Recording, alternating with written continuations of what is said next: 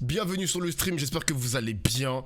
Évidemment, ça va être rediffusé sur YouTube, donc n'hésitez pas les gars, abonnez-vous à ma chaîne YouTube, Elsa Marcel, on écoute. Et il y a d'autres intervenants aussi, hein, genre les syndicats de police, Elsa Marcel, les journalistes qui vont lui casser les couilles je pense. Bref, on écoute. En comparution immédiate, on va aller comparution immédiate aussi pour les dans casseurs. quelques instants. Pourquoi 6 un mois tel ferme déferlement de violence? Il y a un mec qui l'a pris 6 mois ferme. Ah ouais, d'accord. Ah ouais, quand même. Peut-être pour remettre un petit peu d'ordre et réagir à ce que disait le syndicaliste de chez Alliance, j'ai pas votre nom, je suis désolée. Yannick Landreau. Yannick Landreau, je suis pas étonnée de l'entendre dire ça aujourd'hui, puisque je rappelle quand même que le syndicat Alliance, c'est ceux qui, au lendemain de la mort de Naël, quand il y avait les révoltes dans les quartiers, expliquaient que c'était des ordres de nuisibles qu'il fallait éradiquer. Et aujourd'hui, quand j'entends la rhétorique de guerre civile, c'est tout simplement les propos de Jordan Bardella qui cherche à instrumentaliser la situation au service d'une campagne d'extrême droite et d'un projet sécuritaire. Comment pour en vous qualifiez revenir ce qui s'est passé ce Je week-end? vais vous le dire. Ouais. En un mot, je vais vous le dire. Moi, je pense que ceux qui organisent... Les yeux sont secs ou pas pour les casseurs de flanc. Moi les gars, je vous dis, je suis intraitable sur ça. Genre, il n'y a pas à tergiverser. L'année dernière, j'ai pris les mêmes positions par rapport à ça. Oui, il faut condamner les casseurs. Genre, moi, j'ai pas de problème avec ça.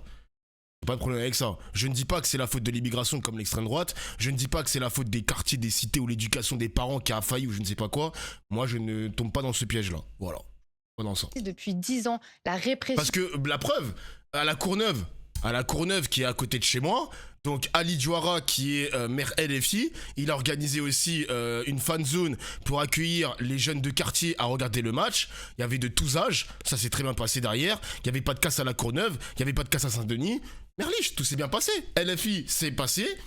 Deux maires LFI, pardon, c'est passé crème. Il n'y a qu'à Paris où c'est purement organisationnel. Exactement, Félix. Tout est une question d'organisation.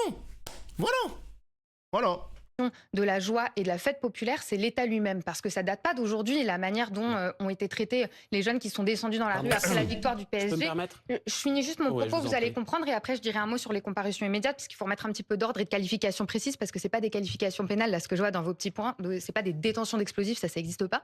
Mais pour vous dire, ça fait depuis 10 ans que l'État organise la répression, je disais, de la joie populaire, et ça s'est vu. Je veux dire, on voit la manière dont la police attaque les fêtes de la musique. C'est la mort de Steve Maya Canisso en 2019, les rêves partis, Redon 2021, des mains arrachées, Carré en 2025. Et si on doit regarder rien que sur un week-end, c'est pas juste les jeunes qui sont sortis après la victoire du PSG, c'est le concert au Vélodrome de Joule. Il y a eu des interpellations, il y avait des gaz lacrymaux.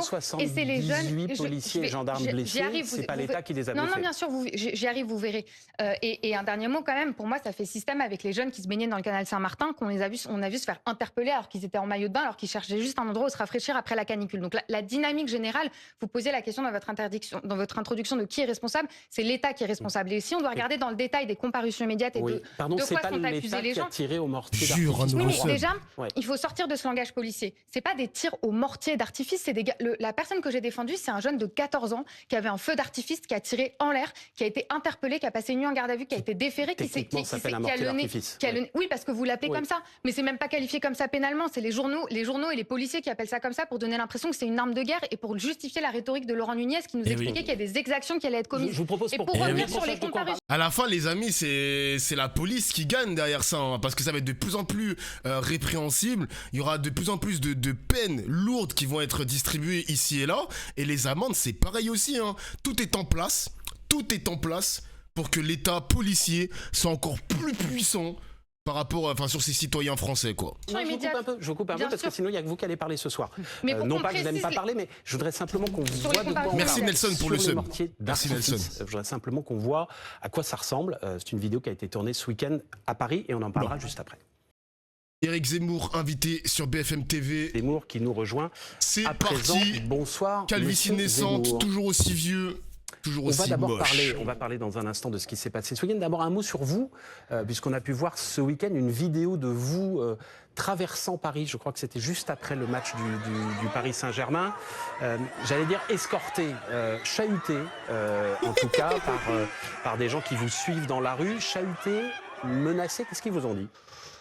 Écoutez, moi je ne vais pas en parler longuement. Je voulais aller dîner après avoir vu le match avec un ami et j'étais rive gauche et donc j'ai été effectivement suivi par des dizaines de gamins qui hurlaient Parfois des insultes, parfois non. Et bon, il y avait effectivement les gens de ma sécurité, puisque je suis protégé depuis des années. Ça vous arrive souvent?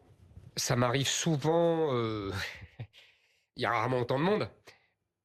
Mais Là, disons vous vous êtes senti menacé? disons que ça aurait pu basculer. Vous savez, ça peut basculer à tout moment, mais ça m'arrive. Il y a jamais comme ça des dizaines et des dizaines de gens qui me suivent comme ça en hurlant et en me menaçant et en m'insultant. En revanche, il peut toujours y avoir. C'est pour ça que je suis protégé. Malheureusement, il y a toujours des gens qui peuvent Ils sont m'insulter, il y a secs. des gens qui peuvent Ok, me oui. menacer. Ça, c'est tout le temps. Comme moi, en plus, j'aime marcher parce que j'aime marcher et j'aime marcher dans Paris. Donc voilà quoi.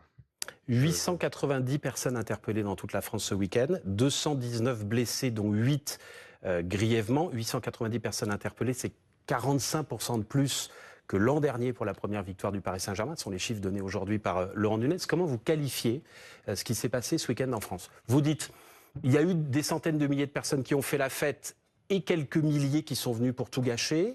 Quel est votre diagnostic sur ce qu'on a vu? Je n'emploie pas ces éléments de langage, si vous me permettez. Qu'est-ce qu'il va nous dire, Moi, alors j'ai connu des gens qui faisaient la fête pour un match de football. Vous savez, j'ai beaucoup aimé le football, j'aime beaucoup le football. J'ai connu la défaite triomphale, si j'ose dire, de Saint-Étienne en 76 après la finale, comment ils ont descendu. Je vous invite à regarder les images et vous verrez toute la différence entre les deux France. Et vous ne diriez pas... non, à l'époque, on pouvait faire la fête en France. Vous avez d'ailleurs vu sans Aujourd'hui, on ne doute peut plus. ce qui s'est Non, passé on ne au peut Champ de plus. Mars, On ne peut plus. On ne ce peut qui plus. s'est passé au Parc des Vous Princes, savez ce qui très s'est bien passé qu'on dans ne peut beaucoup plus. de Il villes. faut être sécurisé. Vous savez très bien que toutes les soirées, d'ailleurs, on savait très bien que ça allait arriver. Si vous voulez, moi, je ne l'analyse pas comme vous. Je pense que... Moi, j'ai rien dit. Donc, Non, vous avez dit il y a des quelques milliers de personnes qui ont gâché la fête. je vous ai interrogé. Ah, pardon. D'accord. J'ai dit, est-ce que vous considérez que certains, une minorité, a gâché la fête des Alors, autres? n'en parlons plus. Je vais donc donner ma version à moi. Moi, j'observe depuis des années qu'à chaque célébration, soit de 14 juillet, soit de Nouvel An, soit de fête de la musique, vous voyez, on pourrait multiplier comme ça, il y a des hordes arabo-musulmanes qui descendent de la Des banlieue. hordes arabes. Aïe, aïe, aïe, aïe, aïe, des hordes arabo-musulmanes. Le mot est lâché. Le mot est lâché. Qui viennent des banlieues. Oh là là là là. Arabo-musulmanes, oui, oui. Moi, j'appelle ça comme ça. J'appelle pas ça des jeunes, j'appelle pas ça des troubles fêtes, vous voyez. Je ne veux pas édulcorer. Ah oui, Pour ils moi, nomment les c'est par leur choses comme, religion. comme les médias le Absolument, et disent. par leur origine. Ils étaient tous arabo-musulmans. À 90%, on le sait, tout le monde le sait, vous allez 90%. voir les gardes à vue, mais tout le monde le voit, il y a des images partout. Ne faites pas le faux naïf. Ne faites Je pas fais le rien faux du naïf. tout. J'essaie Toute de la France voir a d'où vu vous ça. savez tout ça. Toute la France a vu ça. 90% carrément. On a vu un Raphaël D. Genre, il y avait le nom des premières condamnations et tout. J'ai pas vu pour l'instant de nom arabe. Hein, pour l'instant, hein, je l'ai dit pour l'instant. C'est simple. Ça ne c'est serait clair, c'est tardé. net. Donc, je disais, des hordes arabo-musulmanes qui descendent de la banlieue pour Une casser, horde. piller, frapper, Merci pour le agresser, savoir-faire, encore une etc., fois. etc. Pour moi, si vous voulez, ce sont des actes de guérilla. guérilla. De guérilla. C'est-à-dire que, vous savez, pour moi, la violence n'est jamais innocente. La violence, ça sert à ça. L'idée de dans votre les années- cheminement, Éric Zemmour, Oui. c'est de nous expliquer, Oui. d'expliquer aux téléspectateurs ce soir qui vous regardent sur BFM TV, qu'il y a une sorte de guerre de religion, puisque vous les qualifiez. En fait, moi, ce qui me rend fou, genre, pour moi, la position la plus solide à avoir, l'immigration peut faire partie d'un contexte, mais moi, dans mon esprit, les gars, je vous le dis de manière très honnête, mais ça n'explique pas magiquement chaque violence. Se dire littéralement que c'est la faute de l'immigration, les gars, je suis désolé, mais c'est juste ridicule, genre. Si t'as des auteurs qui sont issus de l'immigration, ça ne prouve pas que l'immigration est là à cause du problème. Moi, je pense qu'il faut regarder les faits. Qui casse, pourquoi, dans quel contexte, avec quelle solution. Le mec, il est en train de nous dire que le gars, il a pris son passe Navigo, il a pris le métro, le train, pour aller casser après le match, et on dit directement que c'est la faute de l'immigration. Mais les mecs, ces gars-là, ils ont épousé l'éducation française, ils ont été élevés à la française, je ne sais pas quoi, ses parents, je ne sais pas comment ça s'est passé, etc. Mais de dire littéralement, c'est la faute de l'immigration, tout ce qui se passe, tout ce qui s'est passé ce week-end, le raccourci est grave, genre, c'est... Oh là là. Le réchauffement climatique, bientôt, ça va être aussi la faute de l'immigration, peut-être, je sais pas. Et en même temps, Putain. c'est une sorte de guerre sur notre sol. Je Non. reviens à ce qu'est le point de départ de votre raisonnement, une horde d'arabo-musulmans qui a quitté la banlieue pour déferler sur les villes. En vrai, il peut se faire condamner pour ça. Hein.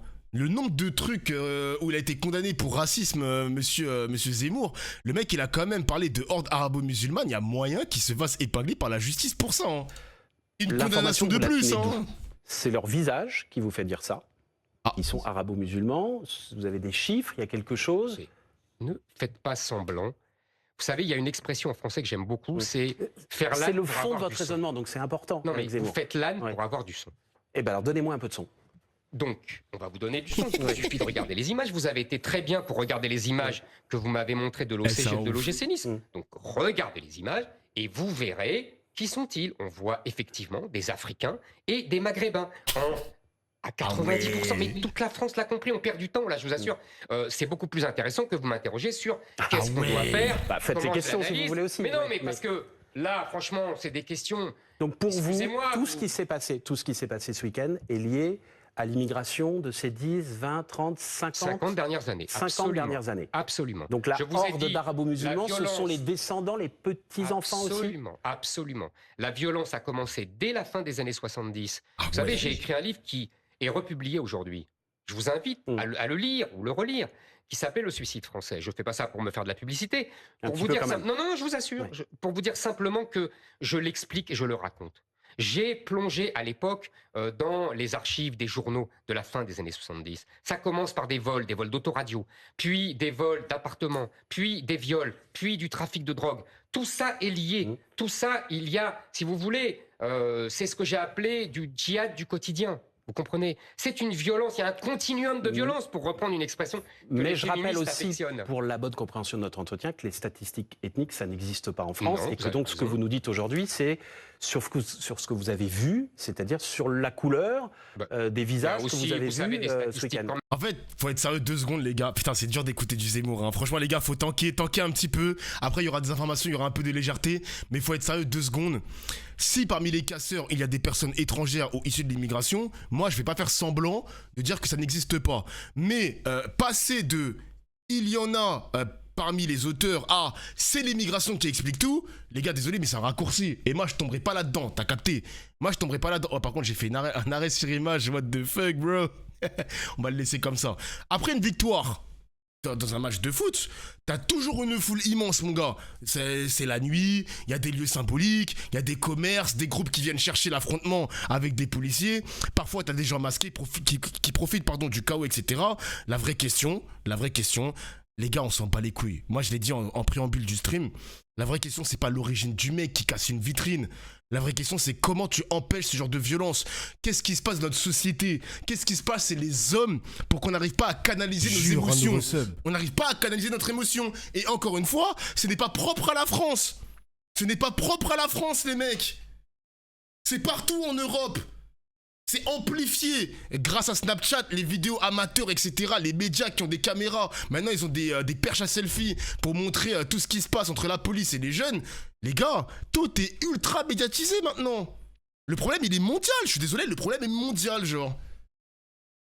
Je suis presque sûr qu'on peut trouver des images comme ça je sais pas moi, en Amérique du Sud, où il y a un derby extrêmement chaud, avec des policiers à l'intérieur des stades et tout. Ça peut s'expliquer. Parce que si ta solution, c'est de dire à la télévision moins d'immigration, bah t'as pas répondu au problème en fait. T'as pas répondu au problème. Un Français qui est né ici, qui brûle une voiture, tu fais quoi? Un hooligan blanc qui casse après un match, tu fais quoi? Tu fais quoi? Un groupe qui vient piller un magasin après la fête, tu fais quoi? Parce que c'est bien beau d'accuser l'immigration, mais demain tu fais quoi? Tu fais comment? C'est ça que je veux savoir, monsieur. C'est ça que je veux savoir. Merci Skrrr pour le sub. Wesh, le pseudo de fou. Skrrr. Merci mon gars. Il les voit pas, il t'a dit. Putain, c'est vrai qu'ils voient pas, les mecs. Ils voient pas. Bordel, ils voient pas. C'est un truc de fou, ça. Il va déplacer la France au milieu de l'océan. Je te jure, mec, à un moment donné, il va falloir répondre à ça. C'est quoi tes solutions? Il y a un mec, il a fait un tweet. Sardoche, ce gros bâtard, évidemment. Hein. Sardoche, il a RT ce tweet. Il y a des mecs, il y a un mec qui a dit, ce sont des Français. Qu'est-ce que tu veux faire de ces mecs-là? Il y a des mecs en commentaire, tu vois les tweets, hein. D'échange de nationalité pour tous les binationaux. Expulsion forcée s'il y a un refus de récupérer malgré la binationalité. Il y a quoi encore? Prison ferme, mais vraiment ferme, de fou, même pour les mineurs. Genre vraiment, ils prennent très cher les mineurs, ils veulent gâcher leur vie. T'as que des idées de merde. Que des idées de merde, genre. Que des idées de merde. Forcé carrément. Oui, forcé les mecs, forcé. Genre littéralement forcé. Ça fait les justiciers sur Twitter, je te jure, mec, c'est n'importe quoi. Enfin bref, on va continuer à écouter la suite. Il reste... on va écouter l'édito de Jean-Michel Apathy aussi sur les violences qu'il y a eu ce week-end avec la victoire du Paris Saint-Germain. Bien sur les violences C'est après parti. la victoire du PSG samedi soir. Parce qu'il y a beaucoup de choses à dire, on a tous été choqués. Le président de la République, quand il dit qu'il faut qu'il soit condamné, oui, évidemment. Les images qu'on a vues samedi soir étaient choquantes. Il y a des gens qui sont descendus dans la rue en voulant casser, en voulant taper du flic. Donc évidemment que c'est choquant. Il faut noter, je suis tout à fait du côté du ministre de l'Intérieur, Laurent Nunez, que la police a agi avec beaucoup de professionnalisme. 890 personnes arrêtées, mais on ne note aucune violence policière. Tout ça se fait, c'est quand même un travail difficile, là, il faut y aller. En plus, un journaliste de chaîne Info le notait, la journée était quand même caniculaire, c'est lourd, ces CRS passent des heures à attendre, ils sont harnachés, ça transpire un peu. Donc quand même, il faut rendre hommage aux policiers et il faut noter que la justice, on l'a vu avec Juliette, il y a toutes les couleurs là, que des comparutions immédiates ont lieu tout de suite. Le parquet de Paris a dit quelque chose d'intéressant ce matin. Ceux qui sont rentrés chez eux, qui ont cassé et qui pensent que pas vu, pas pris. Non, il y a des images vidéo et on va taper à la porte. Venez nous voir, qu'est-ce que vous faisiez là samedi soir? Donc les institutions travaillent. Mais évidemment, il faut que la politique mette des mots sur ce qui s'est passé samedi. Et les mots qu'on met, c'est une forme de consensus. Peut-être faux, mais c'est une forme de consensus, faux à cause des prénoms que tu as donnés. On pense que ceux qui ont cassé sont des jeunes, ça c'est sans doute vrai, venus des banlieues, pourquoi pas, et issus de l'immigration. Alors, pas issus de l'immigration suédoise, issus de l'immigration maghrébine ou africaine. Et donc, on roule avec ça. Voilà, c'est le problème de la France, c'est ça. Jeunes, banlieusards et issus de l'immigration. Mais vous vous rendez compte à quel point on est devenu nul maintenant pour analyser nos problèmes? Au lieu de se poser et de se dire que l'origine d'un casseur ne remplace pas l'analyse d'une violence, on préfère dire c'est la faute de l'immigration, point barre. Du coup, tu jettes l'immigration.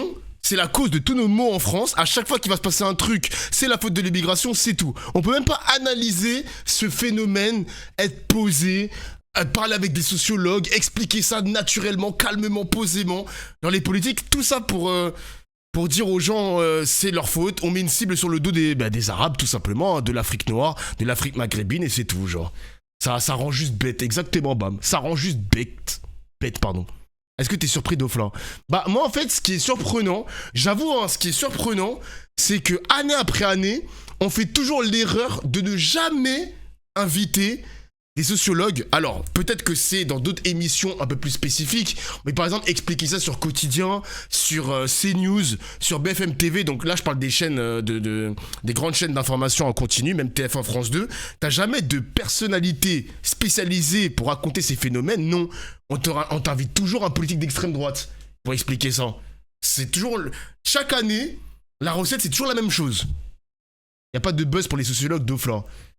Non, mais c'est juste qu'ils comptent uniquement sur l'audience, mais ça a des conséquences, les gars. Ça a des conséquences. Oui, il faut punir les auteurs, mais accuser des millions de personnes, non. Désolé, non. Genre, non. Non. C'est négligé qu'il y avait... dans les personnes qui sont sorties dans la rue samedi soir, beaucoup de jeunes banlieusards issus de l'immigration qui étaient sortis pour faire la fête et qui ont fait la fête. Et ils n'ont fait que ça. Bah ouais. C'est-à-dire qu'il faut trier. Cette catégorisation-là ne nous sert absolument pas à comprendre ce qui s'est passé samedi soir. On trie comment? On trie avec un bon vieux principe républicain qui ne vieillira jamais. On juge les gens pour ce qu'ils font, et on ne juge pas les gens pour ce qu'ils sont. Ce n'est pas une proposition qui plaît à tout le monde, parce qu'on veut des actions, il faut de la virilité dans la politique, c'est une demande populaire, donc il faut toujours écouter le peuple. Et puis, par-dessus tout ça, vient la fameuse question de l'intégration. Jeunes, banlieusards et issus de l'immigration, ça ne s'intègre pas.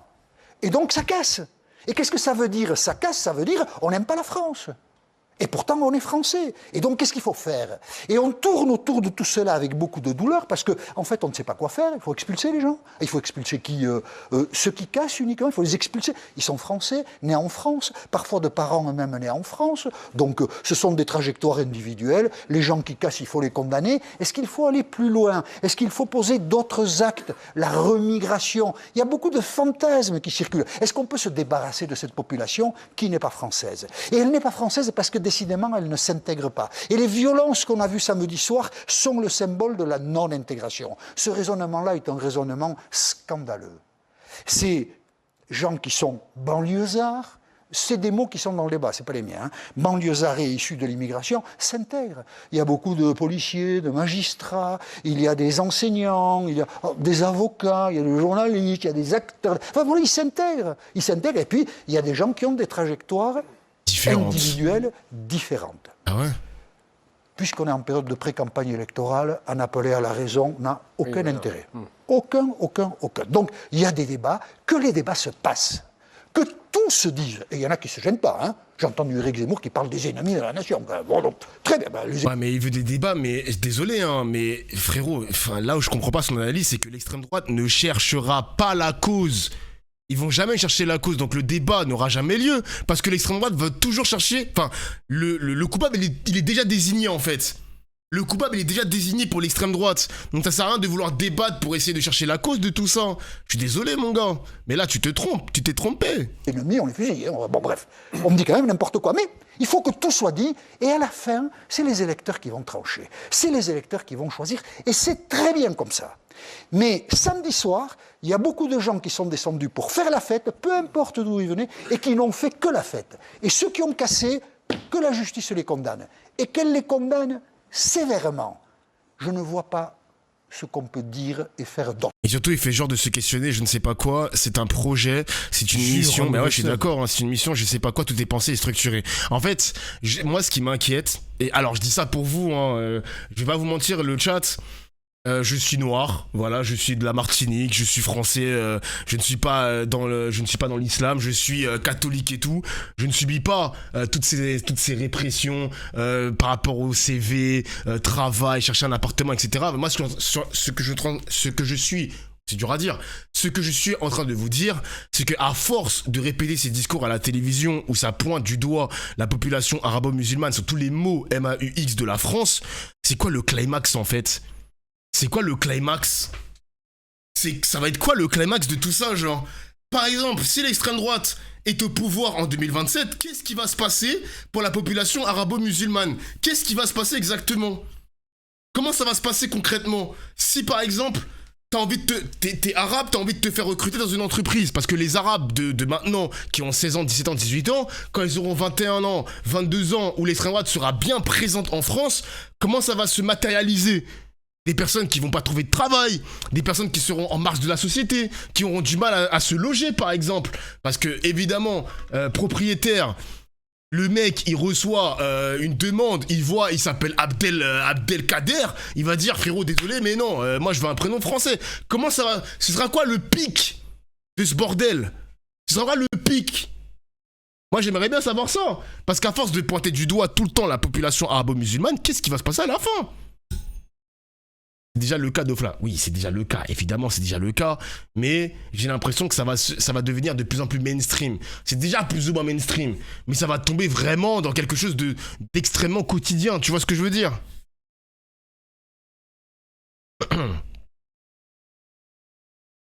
Mais tous les racistes qui s'assument pas vont s'assumer. Si l'extrême droite passe, ça va être quelque chose... Oui, mais c'est ça exactement.